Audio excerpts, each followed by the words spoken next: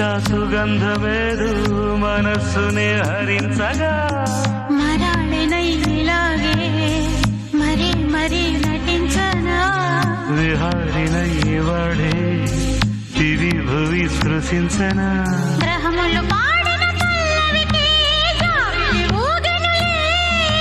కొమ్మను తాకిన మరికే కోయిల పుట్ట